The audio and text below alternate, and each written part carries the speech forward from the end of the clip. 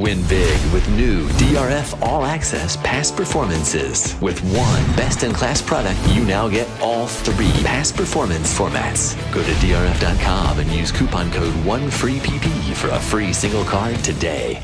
Hi everyone, David Aragona here with another episode of the TimeformUS Road to the Derby series. 3 Derby preps on tap this weekend, all offering 100 qualifying points to the winner. We're going to focus on the one taking place in New York City at Aqueduct. Race 10 on that Aqueduct Saturday card is the Grade 2 Wood Memorial, going the 1 1/8 distance for 3-year-olds. And there is a large field of 13 runners signed on for this race, but there is likely to be a significant prohibitive favorite in the number 4 Deterministic. 2 for 2 in his career, won the prep for this, the Grade 3 Gotham, and he has done nothing wrong so far in his career. And with a victory here, could vault himself into being a central player in the Kentucky Derby next month. We'll see how that all plays out, but Deterministic definitely feels like a horse that is on the rise on the Kentucky Derby trail leading into this Wood Memorial. To get a sense of how this large field could sort themselves out in the early stages, let's take a look at the TimeformUS pace projector for this Wood Memorial. And no surprise to see that fast pace flag showing up. There is plenty of speed signed on. You get that sense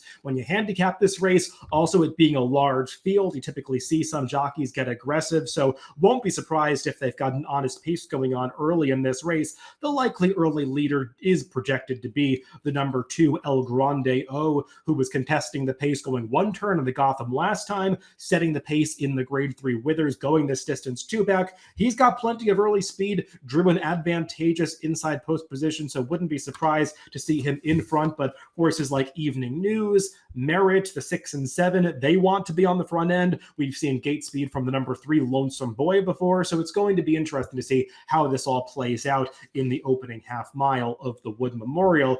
If the pace really does heat up, the number 9 Tuscan Sky, a somewhat surprising horse to get the LP flag, because usually you see deep closers getting that highest late pace rating from TimeformUS. He is not that. He's been more of a stalking / speed type in his prior races, but he is shown a little further back on the pace projector, so just something to keep in mind for a horse that has also shown forward position in his prior starts.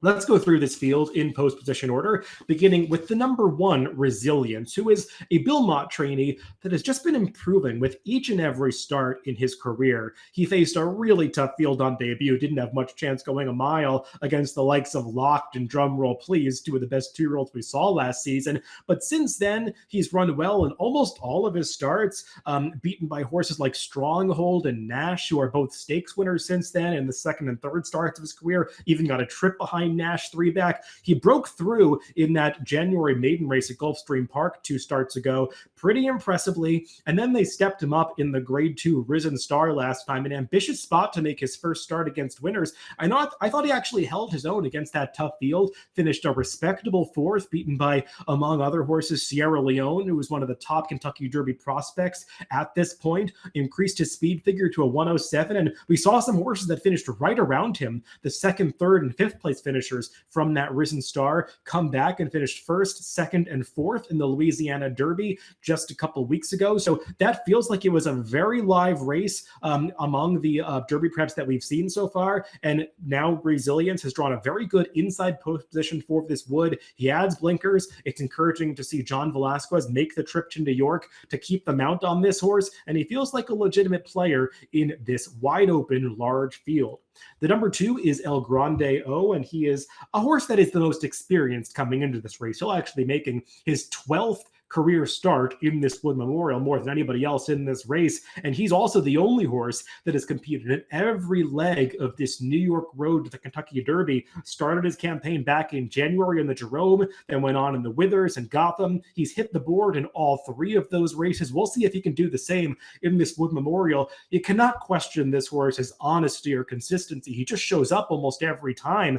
The question with him really is stamina and distance. While he did just barely lose the Withers going this 1 1/8 distance 2 back, he really had all the best of it in his favor that day. He was on the inside. February 3rd was a day where it did seem like there was a rail bias at Aqueduct, so he benefited from the track profile. The pace was not particularly fast, that he was setting it before getting run down by Uncle Heavy, who covered more ground than he did. So El Grandeo probably has to run better to turn the tables on that rival and beat some others in this race. but he is going out for a barn in Linda Rice, who got their meet off to a very strong start on Thursday, going 5 for 5 on that card. So we'll see if El Grandeo can be as successful on Saturday for this barn.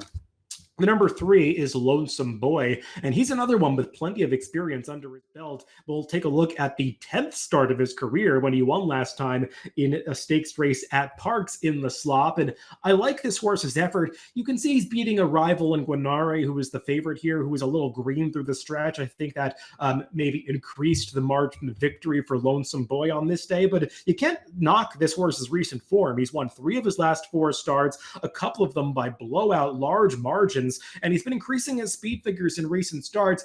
I respect that this horse is doing well coming into this race, but it's just such a big step up in class, and he's one who wants to be forwardly placed. There's other speed in here, so there are just plenty of hurdles for Lonesome Boy to overcome. The number 4 is that morning line favorite, Deterministic. And like I said at the start, he's done nothing wrong so far in his career. 2 for 2. We'll take a look at the second of those victories, coming off a long layoff in the Gotham last time. Encountered a sloppy track this day, and he gets a good education. He rates in behind horses, stalking trip after breaking better than he did on debut. And I like the way he slices in between horses in mid-stretch here and really picks up his stride and finishes once he finds that daylight at the 8th pole to run away from this field. The runner-up, Just the Touch, was a horse who was hyped coming into this race. We'll see him competing later in the day on Saturday in the Bluegrass. Deterministic, though, moved up his speed figure to a 111 off the layoff. He's a horse who had also shown a lot of ability when he won his debut last summer at Saratoga. Got off to a slow start that day, almost impressive, looping the field to win with a relentless rally to get up by a half a length on that occasion. He's now stretching out progressively in distance from the 7 furlongs to a mile, and here trying a mile and an eighth. And if you're against Deterministic in here, you're probably harping on him not getting the extra distance, because there are some pedigree signals to say you should be a little bit skeptical, even though he's by Liam's Map, who could go this far, and certainly has progeny who can go this far. The damn side of this pedigree is a little bit more sprint oriented, so we'll see if Deterministic is one that really wants to go the 9 furlongs, but based on pure talent, there is no doubt that he is the horse to beat, and if he continues his progression, he could be a major player in the Kentucky Derby next month with a top 2 finish here. The number 5 is Protective, and he is actually a maiden coming into this Wood Memorial in just the 3rd start of his career. And like the horse we just talked about, Deterministic, he made 1 start at Saratoga last summer, was then off for a period of months, only to return in March of his 3-year-old year. The problem is, unlike Deterministic, he didn't win both of those races. He actually lost them both against Maiden Company. His return last time at Tampa Bay Downs, he did go down to defeat as the 3-5 favorite, was a little green that day, veered out into the clubhouse turn, bothering another rival. That's why he was disqualified from 3rd to 4th on that occasion. I get why the connections are taking a shot here. He's a horse that showed a lot of potential on debut last summer, finishing 2nd in a very live maiden race. He's bred to go longer, being out of Grace Hall, who was a multiple graded stakes winner, going 2 turns on the dirt, but they're just asking a lot of a horse who is so inexperienced at this point in his career.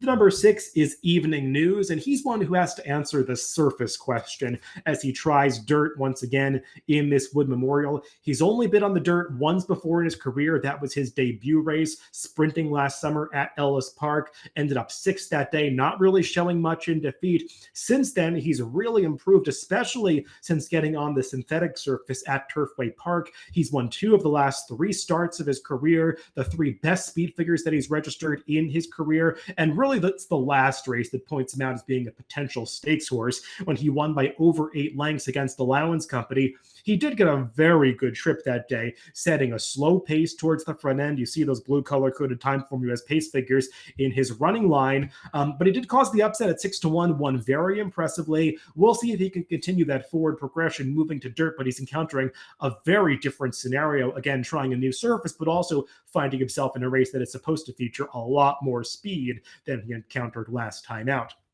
The number 7 is Merit, and he's another horse that could be vying for supremacy on the front end in this race. And we'll take a look at his most recent start when he was second going this distance behind Conquest Warrior, who at that point was considered a under the radar Kentucky Derby horse before he tried Stakes Company in the Florida Derby. And of course, Conquest Warrior was pretty disappointing last week behind Fierceness, lost by many, many lengths, only finishing 4th that day. And I think it kind of burst the bubble of those that thought maybe this allowance race was a little better than the speed figure indicated. And not that Merit ran a slow number. The 103 that he got for that runner-up finish was respectable. But as you saw in that replay, he was no match for Conquest Warrior. There are questions about how good Conquest Warrior really is after his flop last weekend in the Florida Derby. And I also question whether Merit really wants to go this far. I question whether he's really a dirt horse. He's got some more turf pedigree on the dam side. So he's not really for me in this Wood Memorial. The number 8 is Elysian Meadows, and he's one that probably does have a little bit of upside, but he's just going to have to get significantly faster because he's never run a triple-digit TimeformUS speed figure.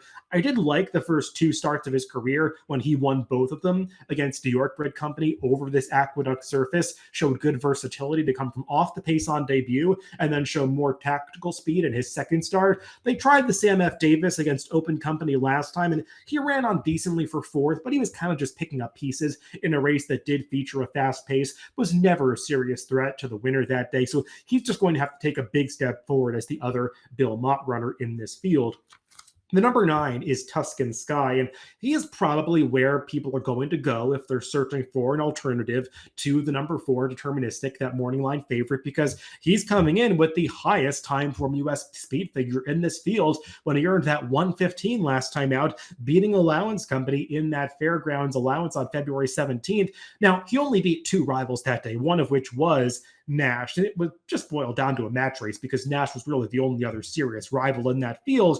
And there is a good argument that Nash just doesn't really want to go a mile on the 16th. He seems like a horse that might top out at a mile, and that could have been the difference between Tuscan Sky and that other horse that he was facing. But Tuscan Sky did improve to earn a very respectable speed figure last time. I do question that number a little bit, just given the short field. There's not a whole lot to compare it to. It was a track that you could argue got a little slower later in the day. And Tuscan Sky also, it's significant to note, has encountered wet, sealed racetracks in both starts so far in his career, a muddy track on debut at Aqueduct, and then last time achieving that big number over a sloppy racetrack at Fairgrounds. So he's going to be encountering a fast track for the first time on Saturday at Aqueduct. That's a big hurdle. He's going to be facing a much tougher field than he's ever met before, a much larger field than he's ever met before. So definitely questions for Tuscan Sky to answer. And based on that pace projector, not going to be a surprise when he gets a little bit outrun in the early stages, given all the speed drawn inside of him. And I'm not sure how he's going to react to that because he did seem like a horse that did not appreciate kickback in his debut race at Aqueduct. The number 10 is Gettysburg Address. He is a horse that is making his first start off a trainer switch and barn change to Dallas Stewart after previously being in the Brad Cox barn. He had just been a little bit of a disappointment for Brad Cox. He won his career debut. They tried some stakes events. He actually ran better than it might look in the Smarty Jones 3-back when he got off to a poor start.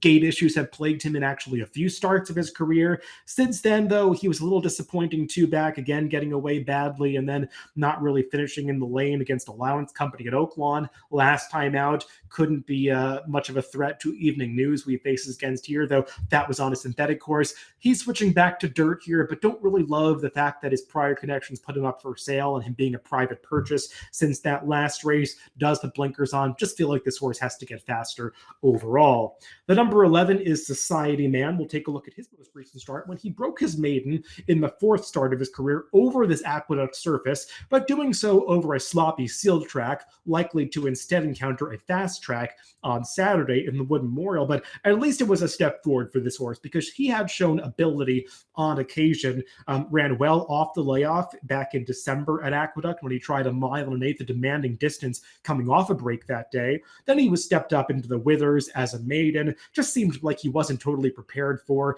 that test, was no match for Uncle Heavy and El Grandeo, who he meets again here, but it seemed like he might have put it all together in that that maiden race last time, getting the job done.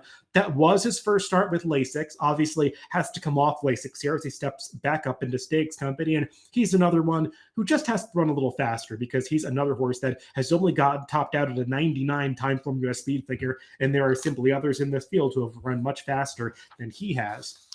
The number 12, Deposition, going to be a long shot in this race. He's been huge prices already in the Withers and Gotham, going off at upwards of 70 and 80 to 1 in those races. And he's picked up some pieces, was a decent fourth in the Withers, though he got a very good trip that day, saving ground early over a track that I already said was probably favoring horses that were able to ride the rail for much of their trip. So he's just another one that is going to have to really improve to be a factor in this Wood Memorial. And then closing things out on the outside is the number 13, Uncle Heavy, who was the Withers winner. And we'll take a look at the stretch drive of that race as he just barely gets the job done, grinding down El Grandeo in the final 16th of a mile. And you can see watching the replay, Uncle Heavy is just this big lumbering son of social inclusion. It takes him a long time to unfurl that stride and figure out his stride coming onto the finish line, but he does feel like a horse that wants to run all day in his races. So clearly the mile or an eighth, as he showed on this day, is right up his alley. The problem is Uncle Heavy, as well as he ran in the Withers,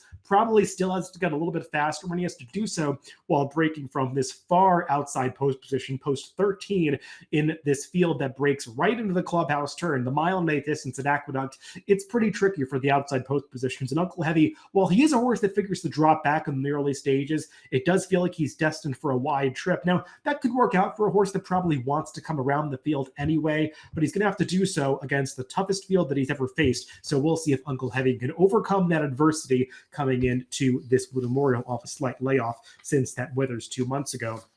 Well, let's throw out my top picks for this grade 2 Wood Memorial, and I obviously respect the number 4, Deterministic, the morning line favorite. I think he's the most likely winner, the horse to beat. There's just not much value in me picking him in this race, so I'm going to go for the number 1, Resilience on top. I just like the steady progression for this Bilmont trainee. I thought he's actually getting a little bit of class relief. The only horse that you could say is getting class relief in this race coming out of the Risen Star last time, which is one of the toughest Derby preps that we've seen so far, and he was a respectable fourth that day. I think with another slight step forward, drawing a good post position in this Wood Memorial, he could potentially cause the minor upset against Deterministic. I respect Uncle Heavy. I was just a little bit turned off by that post position, so I'm instead going with the horse that drew well, the number 1, Resilience, in the grade 2 Wood Memorial on Saturday at Aqueduct. Good luck if you're playing the races this weekend.